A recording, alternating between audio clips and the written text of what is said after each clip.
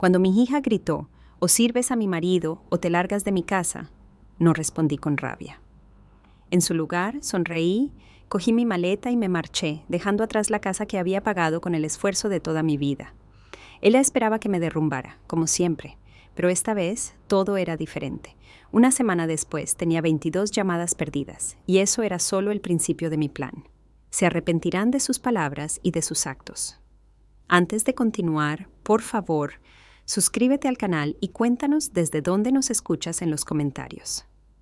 Mis llaves aún estaban calientes en mi palma cuando empujé la puerta principal, con las bolsas de la compra cortándome las muñecas.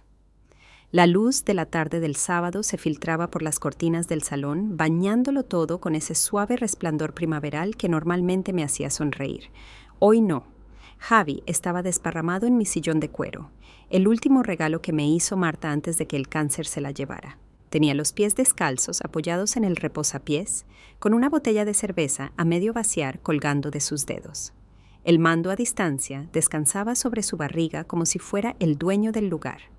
Supongo que así se sentía el muy cara dura.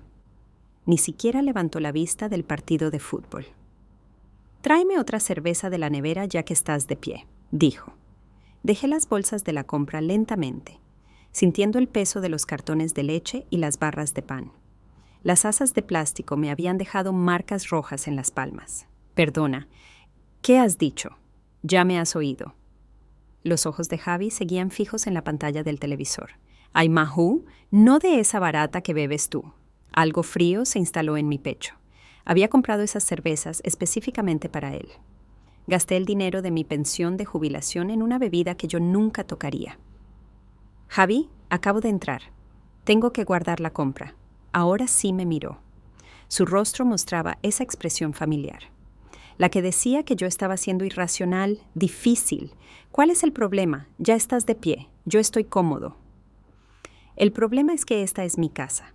Los pies de Javi golpearon el suelo con un golpe seco. Se levantó lentamente, usando su altura como un arma. A los 30 años, era más grande que yo, más robusto. Pero yo había lidiado con gente difícil mucho antes de que él naciera. «¿Tu casa? Qué gracioso, porque tu hija y yo vivimos aquí. Pagamos las facturas con mi dinero. Detalles, ¿no?». Se acercó más, cerveza en mano. «Mira, Carlos, podemos hacer esto por las buenas o por las malas. ¿Quieres seguir viviendo aquí en paz? Pues colabora. Así de simple». La puerta de la cocina se abrió de golpe. Lucía apareció con su pelo rubio, recogido en una coleta desordenada y un paño de cocina en las manos.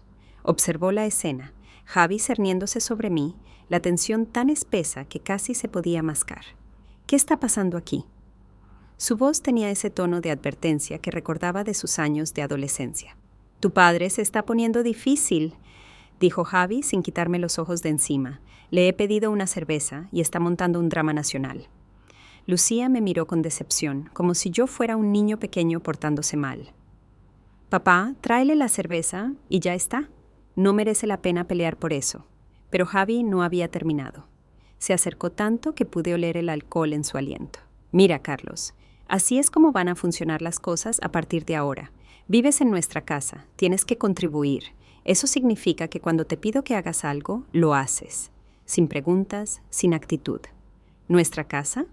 Mantuve la voz firme, aunque mi corazón martilleaba con fuerza. «Exacto». Lucía se puso al lado de su marido, presentando un frente unido. «Papá, tienes que decidir ahora mismo. O ayudas a Javi y haces lo que te pide, o puedes hacer tus maletas y marcharte». Las palabras quedaron suspendidas en el aire como humo denso. Miré a mi hija, buscando cualquier rastro de la niña que solía subirse a mi regazo durante las tormentas. Me devolvió la mirada con la misma expresión de superioridad que Javi. «Está bien», dije en voz baja. Javi sonrió con suficiencia, pensando que había ganado. «Bien, ahora, sobre esa cerveza, haré las maletas». La sonrisa murió en su rostro. La boca de Lucía se abrió ligeramente, como si hubiera esperado que me derrumbara, que pidiera perdón y me arrastrara a la cocina como un perro apaleado. Me di la vuelta hacia el pasillo, dejando las bolsas de la compra donde estaban. Detrás de mí oí el jadeo brusco de Javi y el susurro de Lucía. «Papá, espera», pero yo ya estaba caminando hacia mi dormitorio. Mis pasos eran firmes sobre el suelo de madera que Marta y yo habíamos restaurado juntos hacía 20 años. La maleta bajó del estante del armario con un golpe sordo. La habíamos comprado para nuestra luna de miel en los Pirineos, cuando el futuro se extendía ante nosotros como una carretera abierta. Ahora estaba vacía sobre la cama, esperando tragarse lo que quedaba de mi vida en esta casa. Empaqué con método. Ropa interior, calcetines, 3 mudas de ropa, no todo, solo lo suficiente. Desde el salón llegaba el murmullo bajo de susurros urgentes. La voz de Javi subía ocasionalmente por encima del tono más suave de Lucía. Estaban decidiendo qué hacer, cómo manejar la inesperada rebelión del viejo. Mis manos se movían sin pensar, doblando camisas y enrollando corbatas. La foto de Marta fue al bolsillo lateral, envuelta en papel de seda. Mis medicinas, las gafas de leer, el pequeño diario de cuero donde anotaba mis gastos. Cuando saqué la maleta al pasillo, dejaron de hablar. Javi había vuelto a su sillón, pero su postura era diferente ahora.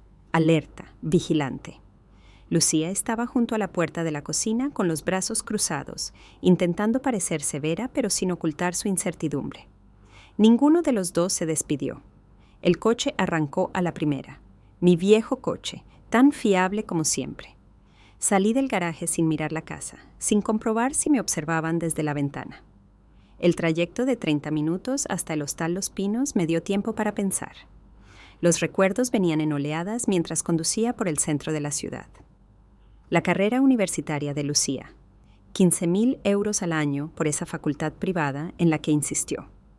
Trabajé horas extras en el banco durante 4 años seguidos, aceptando clientes adicionales, quedándome hasta tarde revisando solicitudes de préstamos.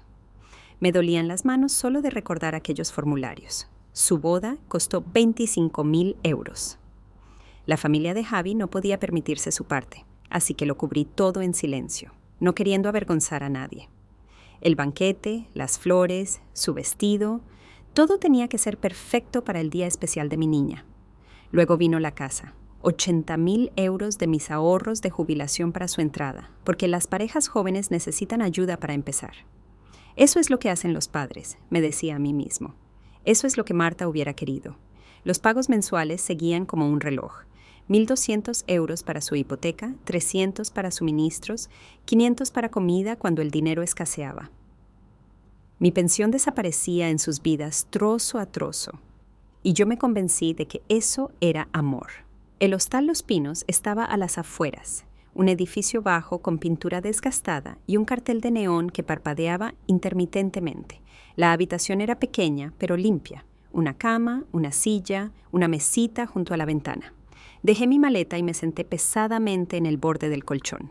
El silencio era diferente aquí. No era la quietud cómoda de mi hogar, sino el vacío hueco de un espacio temporal.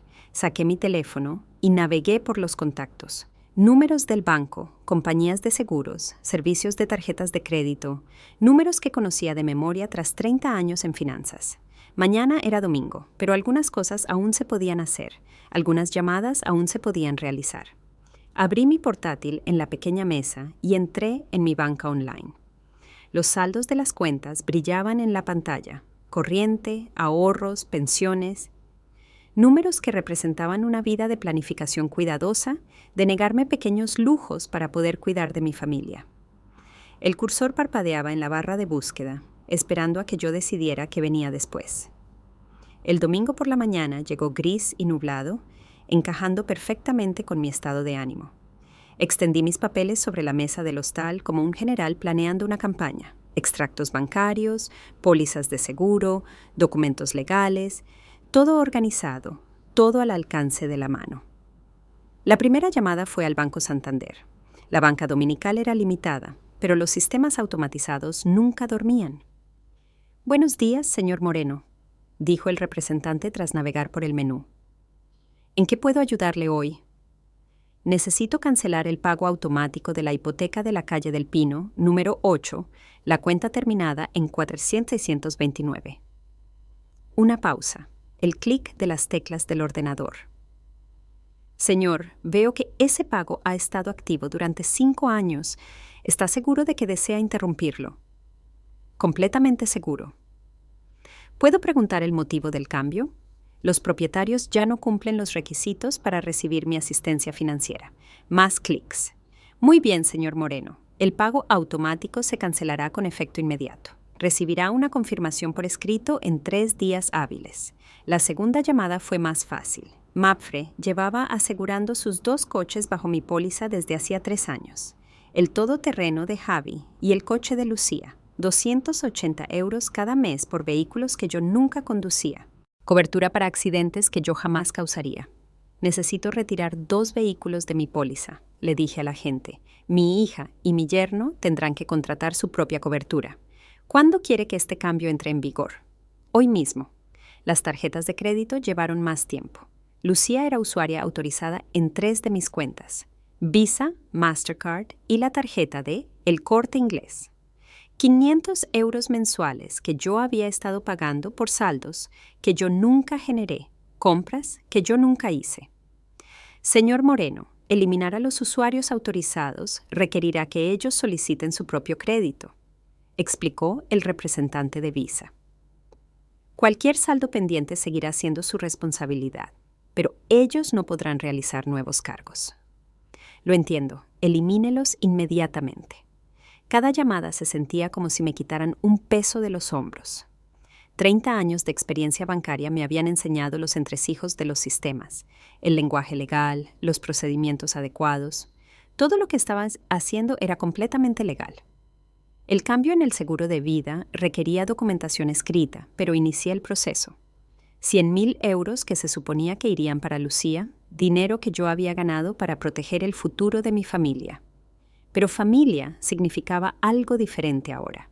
Para el mediodía había hecho 8 llamadas, hipotecas detenidas, seguros cancelados, tarjetas bloqueadas, todas las transferencias automáticas que habían estado desangrando mis cuentas durante años. Todo terminó con conversaciones educadas y números de confirmación. Me recosté en la silla barata del hostal y miré mis notas. Números de confirmación, códigos de referencia, fechas de entrada en vigor, el rastro de papel de mi independencia financiera. Mi teléfono estaba en silencio sobre la mesa, sin llamadas perdidas, sin mensajes urgentes. Aún no lo sabían. Probablemente no lo sabrían hasta que el primer recibo fuera devuelto, hasta que la primera factura llegara con sus nombres en lugar del mío.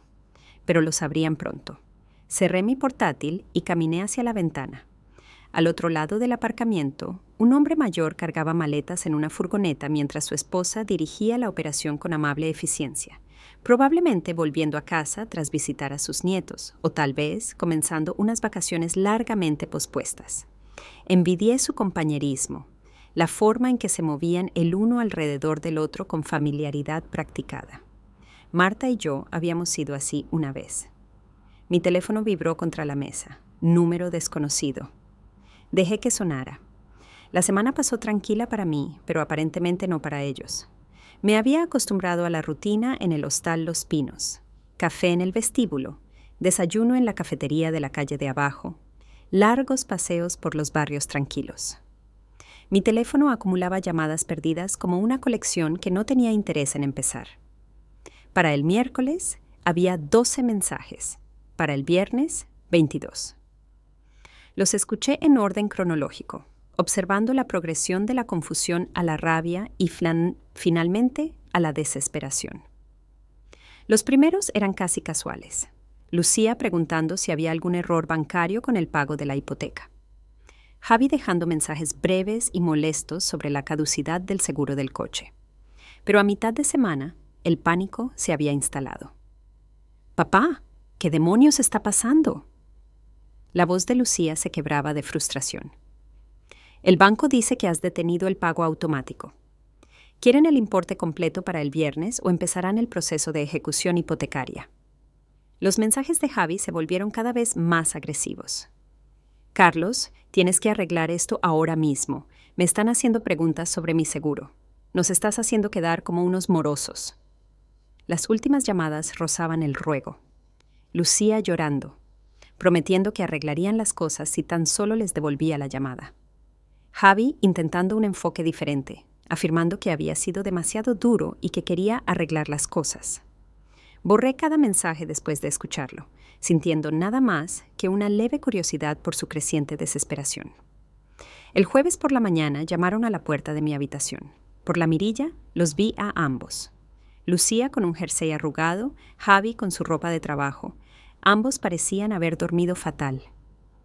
Abrí la puerta, pero no los invité a entrar. «¿Papá?» Los ojos de Lucía estaban enrojecidos, su compostura habitual rota. «¿Tenemos que hablar?» «¿Sobre qué?» Javi se adelantó, con el rostro encendido por la rabia. «Sobre el hecho de que estás intentando arruinar nuestras vidas por una estúpida discusión sobre una cerveza». «No estoy intentando arruinar nada», dije con calma. «Simplemente ya no voy a pagar vuestras vidas». «La hipoteca, Carlos». La voz de Javi subió de tono. «No puedes simplemente dejar de pagar la hipoteca. Es nuestra casa. En realidad es mi casa. Mi nombre está en la escritura. Mi firma en el préstamo. Vosotros solo erais invitados». Lucía agarró el brazo de Javi mientras él se acercaba más a la puerta. «Papá, por favor, podemos arreglarlo». Javi se equivocó al hablarte así. Los dos nos equivocamos, pero no puedes dejarnos así, sin previo aviso, sin hablar. Vosotros me disteis un ultimátum, les recordé. Haz lo que Javi diga o lárgate. Esas fueron tus palabras exactas. No quería decirlo así. Sí, sí querías. Miré a mi hija, viendo a una extraña con su rostro. Lo decías en serio, solo que no esperabas que eligiera la opción 2. Javi intentó otro enfoque, con una voz artificialmente calmada. Mira, todos dijimos cosas que no sentíamos, pero estás hablando de nuestro hogar, de nuestro crédito, de toda nuestra vida. No puedes simplemente quitarnos la alfombra de debajo de los pies así. Puedo, y lo he hecho. Empecé a cerrar la puerta. Queríais que me fuera, me fui. Queríais gestionar vuestras propias vidas. Ahora podéis hacerlo. Papá, espera. La voz de Lucía se rompió. ¿Y la familia? ¿Y todo lo que hemos pasado juntos? Hice una pausa, mirando su rostro desesperado. Por un momento, recordé a la niña que me ayudaba a recoger hojas en otoño, que me traía dientes de león que había arrancado del jardín. Pero esa niña se había convertido en alguien capaz de quedarse de brazos cruzados mientras su marido humillaba a su padre en su propio salón. La familia funciona en ambos sentidos, cariño. Dije en voz baja. Pasé 5 años cuidando de los dos. Cuando llegó el momento de que vosotros me cuidarais a mí, le elegiste a él. La falsa compostura de Javi se rompió. «Viejo loco de mierda, no puedes simplemente...» «Puedo llamar a la policía si sigues levantando la voz», le interrumpí. «Esto es propiedad privada y estás alterando el orden». Me miraron, probablemente viéndome con claridad por primera vez en años. No al padre y abuelo de corazón blando, no al cajero automático con piernas, solo a un hombre que finalmente había aprendido a decir no. Javi agarró el codo de Lucía. «Vámonos, ya lo arreglaremos nosotros mismos». Caminaron de vuelta a su coche. La fanfarronería de Javi había sido reemplazada por una postura encorvada de preocupación. Lucía miraba hacia atrás, como si estuviera viendo a un desconocido. Los vi alejarse, luego cerré la puerta y volví a mi portátil. Aún quedaban llamadas por hacer, cuentas por cerrar. El trabajo de desmantelar una relación estaba lejos de terminar. Necesitaba un café y pensar con claridad. La cafetería de la calle Mayor siempre había sido mi refugio cuando Marta vivía.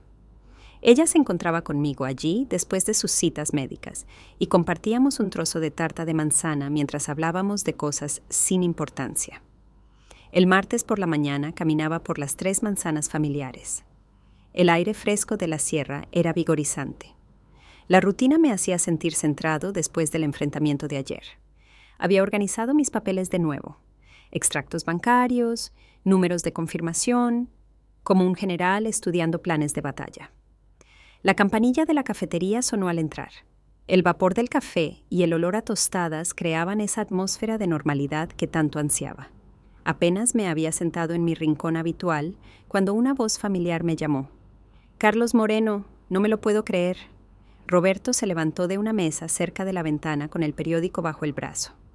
Habíamos trabajado juntos en el banco durante 15 años. Roberto llevaba los préstamos comerciales mientras yo gestionaba las cuentas personales, pero habíamos compartido suficientes pausas para el café como para considerarnos amigos. «Roberto», me levanté para estrechar su mano.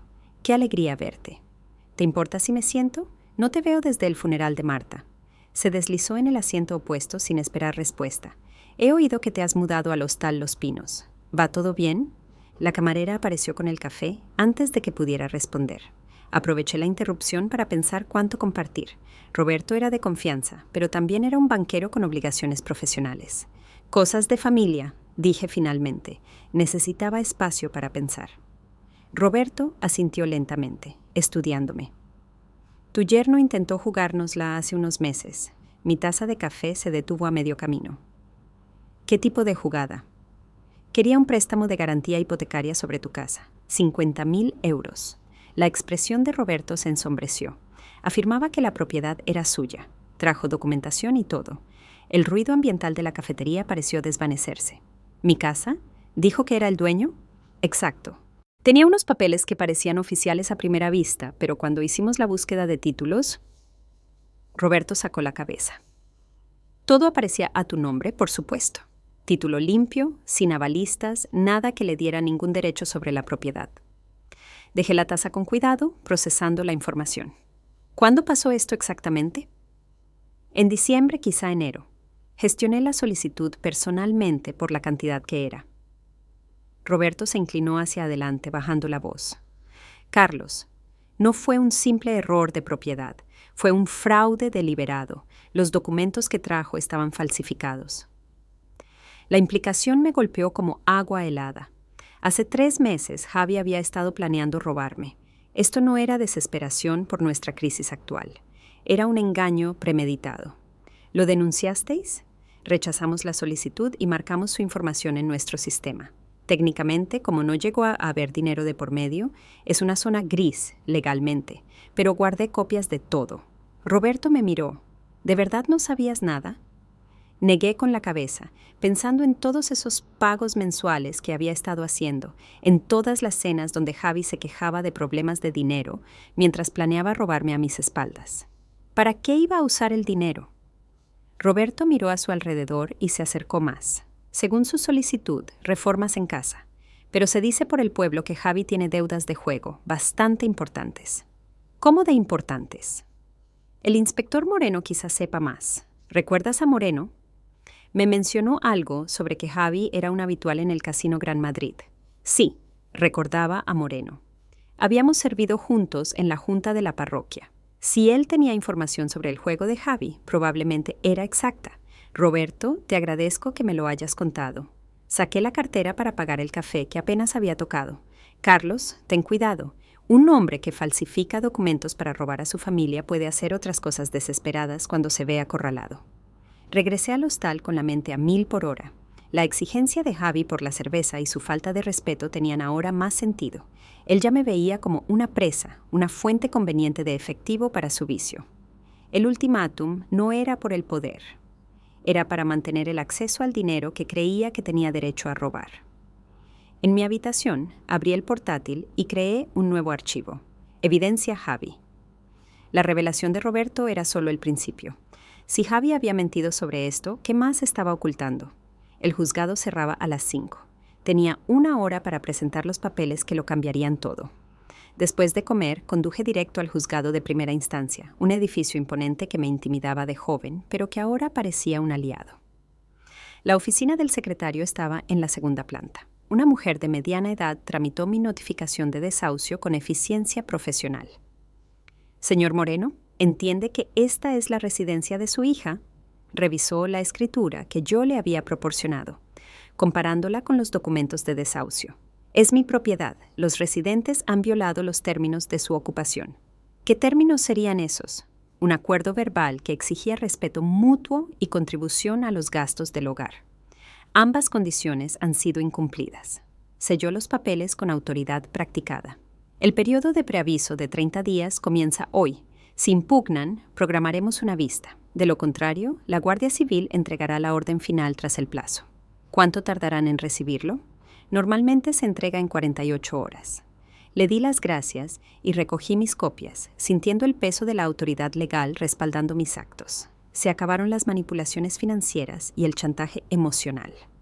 Todo iba por los cauces oficiales. Mi siguiente parada fue la comisaría. El despacho del inspector Moreno estaba en una esquina del edificio, un espacio pequeño dominado por archivadores y papeles manchados de café. Moreno había envejecido. Más canas, arrugas más profundas, pero su apretón de manos seguía siendo firme.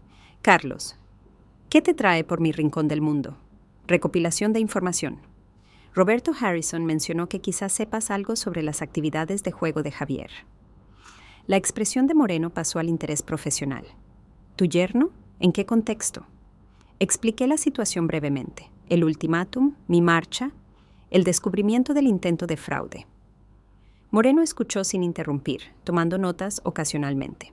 A Javi se le conoce bien en el Casino Gran Madrid, dijo Moreno cuando terminé. Un habitual, sobre todo en las mesas de póker. El personal dice que va más a menudo últimamente y con apuestas más altas. ¿Tienes idea de cuánto debe? Distintos acreedores, distintas cantidades. Hemos tenido avisos sobre problemas de cobro. Nada criminal aún, pero va por ese camino. Estimaría entre 18.000 y 20.000 euros en total. Las cifras me asombraron. Javi había estado viviendo en mi casa, comiendo mi comida, exigiendo mi respeto, mientras quemaba en secreto dinero suficiente para comprarse un coche decente. ¿Quiénes son esos acreedores? Una mezcla de prestamistas legítimos y personajes menos recomendables. Los legítimos se están impacientando. Los otros... Moreno se encogió de hombros.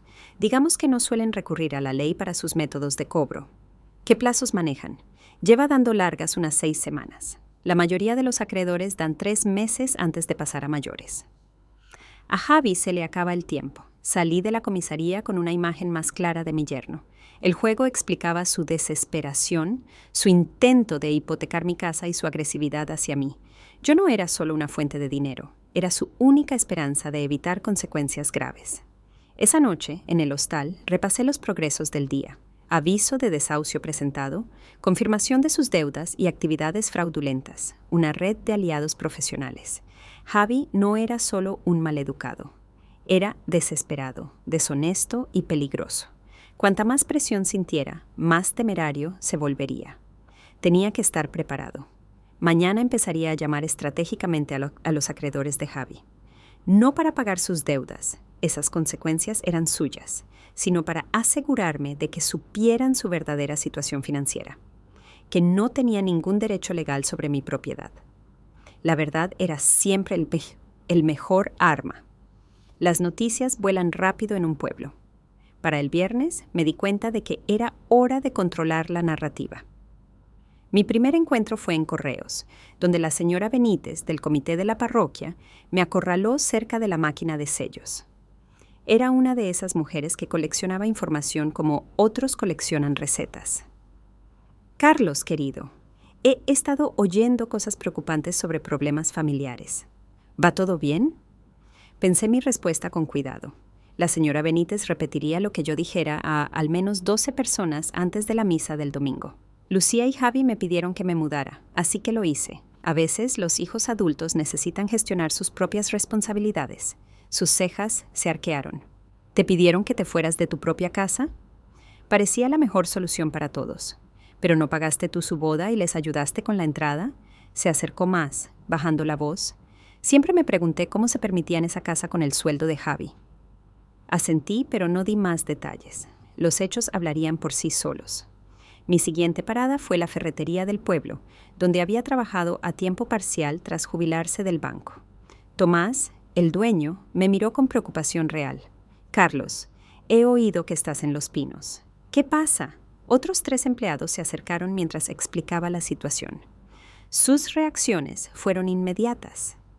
Indignación por el trato de Javi, rabia por haberles mantenido financieramente durante años sin reconocimiento.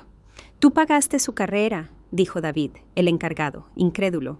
Javi le decía a todo el mundo que su familia estaba forrada, decía que ellos te ayudaban a ti con la hipoteca. Javi decía muchas cosas que no eran ciertas, respondí con calma. La expresión de Tomás se ensombreció. Eso explica por qué siempre parecía tener dinero, pero nunca quería hacer horas extras. Le ofrecimos turnos extra 1000 veces, pero siempre tenía otros compromisos. Esos compromisos estarían en el casino, murmuró Sara, la de las pinturas. Para cuando salí de la ferretería, sabía que la verdadera historia recorrería el pueblo en horas. La red social de un pueblo es más eficiente que cualquier campaña publicitaria.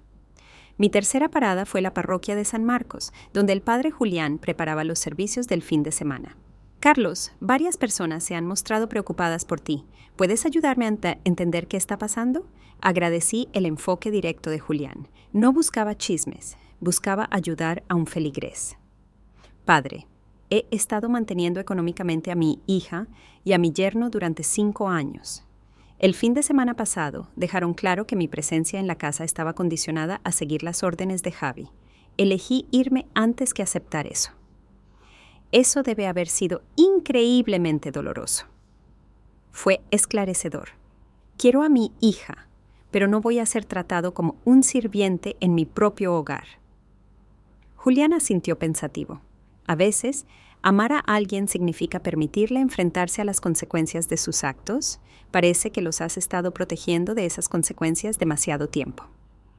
Durante mi paseo de vuelta al hostal, me detuve en la cafetería de Annie. El lugar estaba lleno. Escuché fragmentos de conversaciones. Me han dicho que Javi debe dinero por todo el pueblo.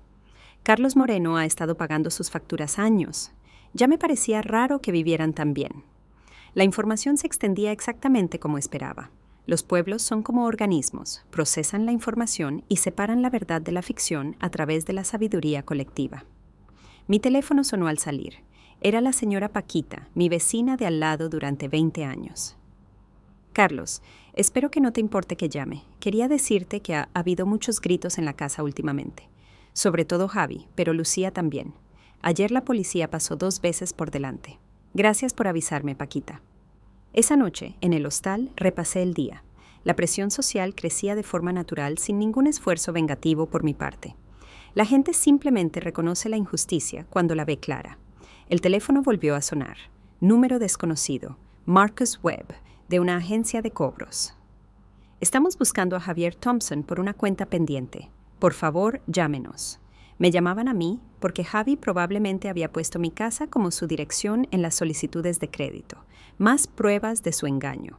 Más pruebas de que planeaba hacerme responsable de sus deudas. Borré el mensaje. Hora de actualizar mi archivo de evidencias. Debí esperar que contraatacarían. Javi nunca fue de los que se rinden en silencio. El sábado por la mañana empezó tranquilo, pero pronto empezaron las llamadas. Tomás de la ferretería, la señora Benítez, el padre Julián. Todos traían la misma noticia. Javi estaba recorriendo el pueblo difundiendo una versión alternativa de los hechos. Carlos, ¿tienes que saber lo que está diciendo? Tomás sonaba furioso. Ha venido hace 1 hora contando a todo el mundo que les has abandonado sin aviso. Dice que prometiste cuidar de ellos siempre y que has cambiado de opinión por despecho. ¿Qué ha dicho exactamente? Que estás teniendo una especie de brote mental. Que les echaste porque Lucía no te dejaba controlar cada decisión de sus vidas. Tomás hizo una pausa. También dice que hay una emergencia médica familiar que requiere dinero y que tú te niegas a ayudar. Colgué. Mi mente ya trabajaba en las implicaciones. Javi estaba tan desesperado que lanzaba una campaña de relaciones públicas, lo que significaba que la presión de sus acreedores era asfixiante. La siguiente llamada confirmó mis sospechas. Señor Moreno, soy el inspector Moreno. Quería avisarle. Javier Thompson ha estado aquí denunciando un supuesto maltrato al anciano. Dice que alguien del banco le está manipulando para tomar malas decisiones financieras. Maltrato al anciano. ¡Qué absurdo! Completamente. Pero intenta crear un registro oficial de su supuesta incompetencia mental. Le dije que necesitaríamos documentos médicos y testigos, algo que obviamente no tiene. 20 minutos después, sonó el teléfono de Lucía. Papá, por favor, cógelo. Sé que estás enfadado, pero hay cosas que no entiendes. Su voz estaba cargada de lágrimas. Estoy embarazada, papá. El estrés me está sentando fatal. El médico dice que si esto no se calma, podría perder al bebé. Sentí el nudo familiar en el estómago, el mismo instinto protector que me había hecho vulnerable durante años. Pero algo en su tono parecía ensayado. Felicidades por el embarazo, cariño. ¿Cuándo te enteraste? La semana pasada, justo antes de que todo se desmoronara. Papá, no puedo perder a mi hijo por problemas de dinero. Siempre dijiste que la familia es lo primero. La familia es lo primero. Por eso gasté 60.000 euros en tu educación y 25.000 en tu boda. Pero ¿qué pasa ahora? ¿Y tu nieto? Si era verdad, si había una crisis médica real, mis actos podrían tener consecuencias no deseadas. Pero el momento era demasiado conveniente. Lucía, ¿has visto a un médico por estas complicaciones? Tengo cita la semana que viene. ¿Con quién? Con la doctora García, en la Clínica de la Mujer. Conocía a la doctora García. Marta fue su paciente años. Llamaré a su consulta para ver cómo puedo ayudar con los gastos médicos. Papá, no hace falta que llames. Si hay una emergencia médica real con mi nieto, quiero ayudar. La doctora sabrá cómo gestionarlo. La voz de Lucía se volvió afilada. No puedes llamar a mi médico, es información privada. Tienes razón, puedes pedirle que me llame ella directamente para hablar de los pagos. La llamada terminó bruscamente. Una hora después, paseaba por el centro cuando me encontré a Javi fuera del banco. Hablaba alto para que cualquiera pudiera oírle. «¡Ha perdido la cabeza!», decía Javi a un grupo de clientes. «Está senil, cree que todo el mundo le roba, ha echado a su propia hija embarazada de casa por nada». Me acerqué con calma. El grupo me notó antes que Javi. Sus caras cambiaron al reconocerme. Javi se dio la vuelta con el rostro rojo. «Aquí está el hombre que abandonó a su familia». «Hola, Javi», mantuve la voz nivelada. «¿Cómo va lo de tus deudas de juego?». La acusación le golpeó físicamente. Varias personas en el grupo murmuraron. Las piezas encajaban. «¡Estás loco!», balbuceó Javi. «No sé de qué hablas». 18.000 euros, según el inspector Moreno. Casino Gran Madrid, sobre todo póker. Miré al grupo.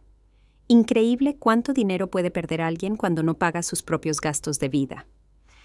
La cara de Javi pasó del rojo al violeta. Se acercó, usando su altura. «Viejo senil, no puedes...». «Puedo documentar cada euro que he gastado en vosotros durante 5 años», le interrumpí. «¿Puedes tú documentar a dónde fue tu sueldo?». La multitud escuchaba con atención. Javi se dio cuenta de que había perdido el control de la situación. «Vámonos», gruñó, abriéndose paso. «Esto no ha terminado, Carlos». Le vi alejarse, notando cómo varios sacaban sus teléfonos.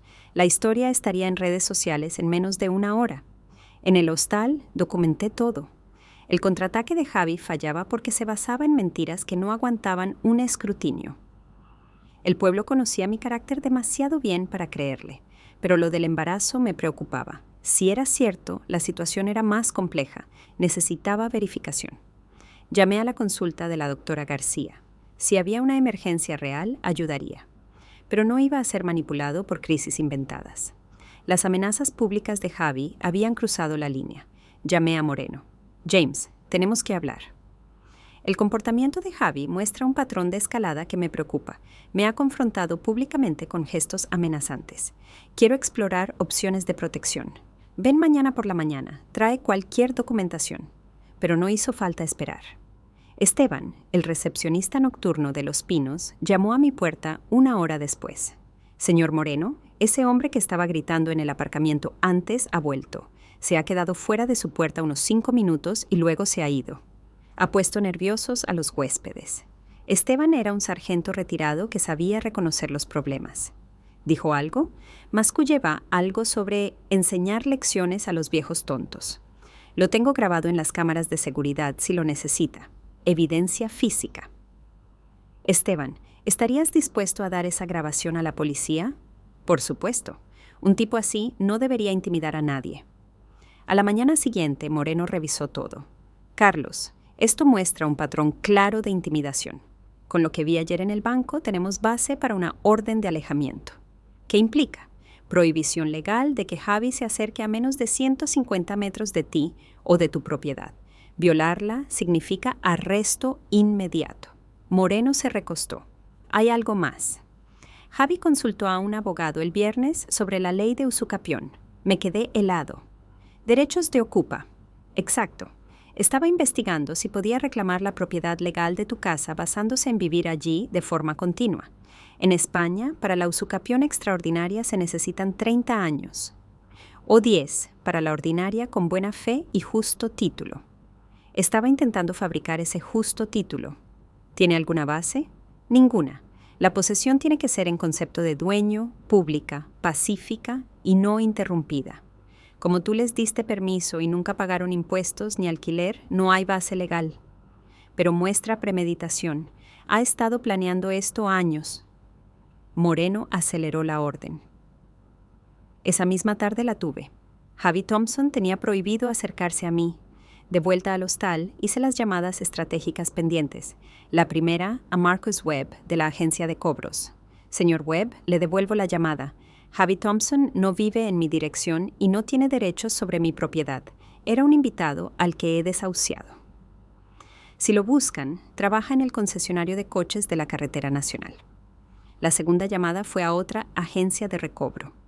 Fui breve y factual. No pagaba sus deudas, solo corregía la dirección falsa que usaba para evitar a sus acreedores.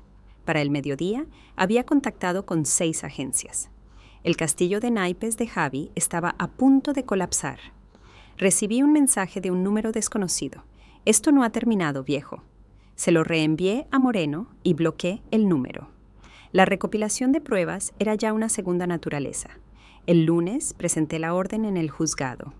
Al mediodía veía cómo el mundo de Javi se desmoronaba. Mike, el jefe de Javi, me llamó. Era un hombre decente. Carlos, ¿es verdad lo que dice Javi? ¿Que estás senil y hay una emergencia médica? Mike, Javi me dio un ultimátum. Elegí irme. No hay emergencia y mis facultades están perfectas, como pueden confirmar mi banco y la policía. Hubo un largo silencio. Me lo temía. Carlos, hoy han venido 3 clientes diciendo que Javi les debe dinero. Uno le reconoció del casino. Esto afecta a mi negocio. Voy a tener que despedirle. No puedo tener esta controversia con clientes que confían en nosotros. 20 minutos después, desde la cafetería, vi llegar al primer cobrador de deudas a mi antigua casa. Era una agencia con la que hablé el viernes. Mi teléfono sonó. Lucía. Papá, hay hombres en la casa preguntando por las deudas de Javi. Quieren saber nuestros activos, ingresos, todo. Su voz era de pánico real. ¿Qué les has dicho? La verdad, que Javi no es dueño de mi casa. Pero Lucía, eso es lo que pasa cuando alguien pide dinero que no puede devolver. Él debe 18,000 euros. ¿Cómo es posible? Realmente no lo sabía todo. Me dijo que hacía horas extras esas noches. Eran noches en el casino, según el inspector Moreno. Silencio al otro lado. ¿Y ha estado aquí la Guardia Civil? ¿Le han entregado papeles legales? Javi no para de gritar y tirar cosas desde entonces. Era la orden de alejamiento. Javi se daba cuenta de que sus opciones se habían evaporado. Papá, dice que se va del pueblo, que aquí ya no le queda nada. ¿Qué se supone que debo hacer yo? Toma decisiones basadas en quién es Javi realmente, no en quién esperabas que fuera. Esa tarde, aparqué frente a mi casa y observé el caos. Varios vehículos de acreedores habían pasado. Paquita me saludó tristemente desde su ventana. A través del cristal vi a Javi y Lucía discutiendo. Él gesticulaba agresivo, ella parecía defensiva, asustada. El matrimonio de cuento de hadas construido sobre mi dinero se desmoronaba ante la realidad. Mi teléfono vibró. Esteban, del hostal. Ese tipo ha intentado entrar otra vez. Le he dicho lo de la orden de alejamiento y se ha ido furioso. Reenvié el mensaje a Moreno. Javi violaba la orden horas después de recibirla. Su desesperación le hacía peligroso pero predecible. Un hombre sin trabajo, con deudas de juego y problemas legales, tiene pocas opciones: afrontar la realidad o huir. Conociéndole, huir era lo más probable. 2 días de ver su desesperación fueron suficientes. Llamé a Lucía el miércoles. Reúnete conmigo en la cafetería. Tú sola. No puedo dejar a Javi solo, papá. Entonces no tenemos nada de qué hablar. La orden de alejamiento me impide estar cerca de él de todos modos. Tras una larga pausa, aceptó. Cafetería de la calle Mayor, 2 de la tarde. Cuando llegó, Lucía parecía mucho mayor que sus 28 años. Líneas de estrés en los ojos, juguetando nerviosa con el bolso. Papá, sé que estás enfadado, pero Javi ha perdido el trabajo y los cobradores no nos dejan en paz. El teléfono no para de sonar. Esperé a que terminara y hablé con calma. Te ofrezco una oportunidad de terminar esto con dignidad, Lucía. ¿A qué te refieres? Reconocimiento público de la verdad. Explicar cuánto os he apoyado y por qué me fui. ¿Quieres que me humille delante de todo el pueblo? Quiero que digas la verdad. Hay una diferencia. Un testimonio en la parroquia el domingo. una carta al director en el periódico local, un post en Facebook para todos nuestros conocidos, detalles completos, carrera, boda, hipoteca y el ultimátum. Papá, la gente pensará que tuviste un padre que te quiso tanto que sacrificó su jubilación por tu felicidad y que tú lo diste por hecho hasta que lo perdiste. Lucía miró su café intacto. ¿Y Javi? Javi ya no forma parte de ninguna ecuación conmigo. La orden de alejamiento es permanente. Si decides seguir con él, es tu decisión, pero significa elegirle a él por encima de cualquier relación conmigo. Estás eligiendo entre un hombre que me amenazó y el hombre que te crió. El hecho de que lo veas como una elección equivalente me dice lo lejos que estamos el uno del otro. Se quedó callada procesando. ¿Y la casa? Ha estado en nuestra familia generaciones. Va a ser para la Asociación de Vivienda para Veteranos. 3 familias de veteranos vivirán allí. Gente que entiende lo que significa el servicio y el sacrificio. Las palabras la golpearon.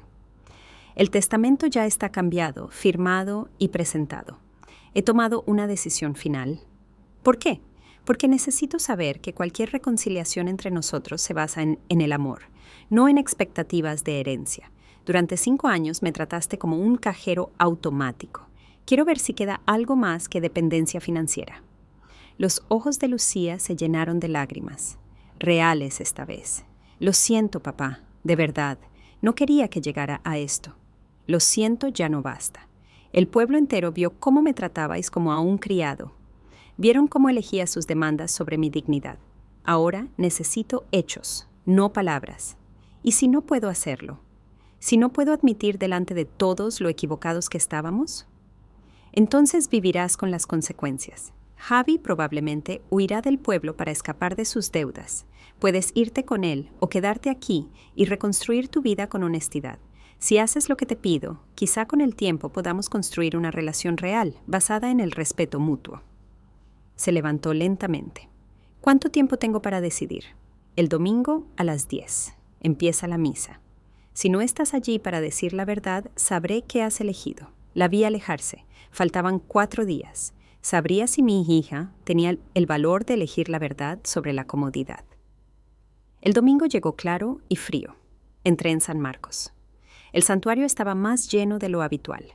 El rumor de un anuncio familiar se había extendido. Me senté en mi banco de siempre. Tras los himnos, llegó el momento de los testimonios. Lucía se levantó desde el fondo. Sus pasos eran firmes. En el podio miró a las caras que conocía de toda la vida. Tengo que decirles algo importante sobre mi padre. Su voz resonó clara.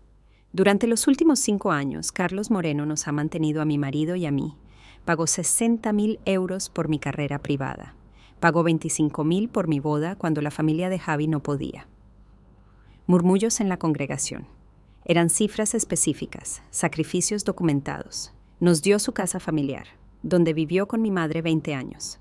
Cuando no podíamos pagar la hipoteca, él la pagaba. Luz, agua, seguros, lo pagaba todo viviendo solo con su pensión. Su voz se fortaleció. Hace 3 semanas, cuando mi padre no quiso seguir las órdenes de mi marido como un sirviente, le dimos un ultimátum: obedecer a Javi o irse de su propia casa. Mi padre eligió irse antes que rendir su dignidad. El silencio era absoluto. Me quedé mirando mientras mi marido le faltaba al respeto al hombre que sacrificó su jubilación por nosotros. Elegí la lealtad hacia alguien que amenazaba a mi padre por encima del hombre que me crió con amor. Las lágrimas caían, pero su voz seguía firme. Estoy aquí porque mi padre me ofreció una última oportunidad de elegir la verdad. Me equivoqué. Javi se equivocó. Mi padre merecía gratitud y respeto, y le dimos exigencias. Papá, lo siento, no es suficiente, pero espero que sea un comienzo. La congregación estalló en murmullos de apoyo mientras Lucía volvía a su sitio. El padre Julián se acercó al podio emocionado. A veces, el valor más difícil es admitir nuestros errores públicamente. Lucía lo ha hecho hoy, y su padre nos ha mostrado qué aspecto tiene la dignidad bajo presión. Al salir, la gente me abrazaba. Paquita me apretó la mano. Todos sospechábamos que les ayudabas, Carlos, pero no sabíamos cómo te lo pagaban. Tomás me dio una palmada. Eso es tener carácter. Poner límites no es fácil con la familia.